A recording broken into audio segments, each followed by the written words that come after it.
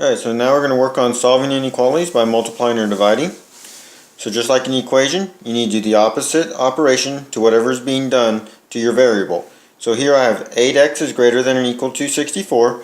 So I'm taking that x and I'm multiplying it by 8. So the opposite of multiplying by 8 is going to be dividing by 8. So 8 divided by 8 is 1. So I get x is greater than or equal to, and then 64 divided by 8 is going to be 8. So let's do another one. Let's say we have 7y is less than 56.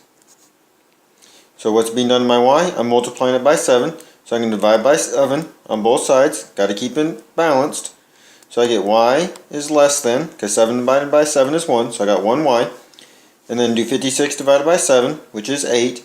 So y is less than 8. Alright, so now I have h divided by 3 is less than 4. So in order to undo what's being done to h, I have to multiply by 3. So I'm going to times both sides by 3. So h is less than 4 times 3 is 12. So if I had p divided by 5 is greater than or equal to 9. So what's being done to p? I'm dividing it by 5. So the opposite of that is times 5. So I'm left with p over here is greater than or equal to, and 9 times 5 is 45. Alright, so now I have two more inequalities. I have negative 5x is greater than 25, and 5x is greater than negative 25. Now I want you to see the difference here. So I'm going to solve the yellow one first.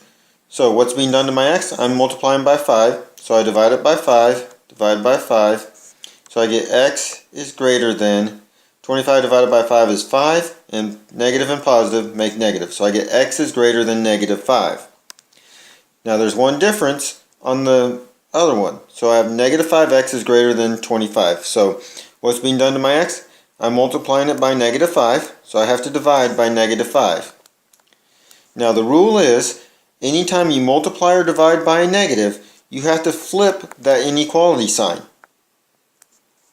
So greater than becomes less than, and then everything else is the same. 25 divided by 5 is 5, and positive and negative make negative.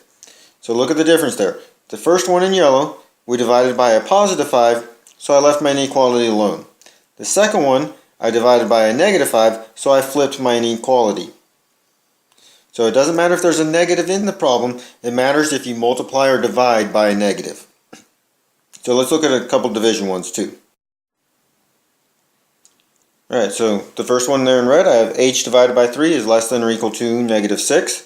So what's being done to my h? I'm dividing by 3. So the opposite of that is times 3. So I'm multiply both sides by 3.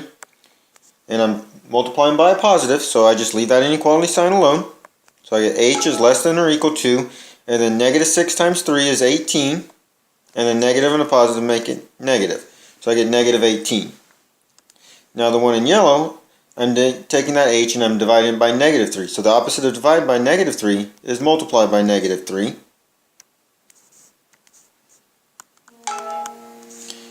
So I'm left with h. Now I multiplied by a negative, so I have to flip that inequality sign. And then 6 times 3 is 18. And a positive and negative make negative. So I get h is greater than or equal to negative 18. So remember, if you multiply or divide by a negative, you have to flip your inequality sign. Alright, so now a package of shirts has 5 shirts. If I need at least 18 shirts, what's the fewest number of packages I can buy?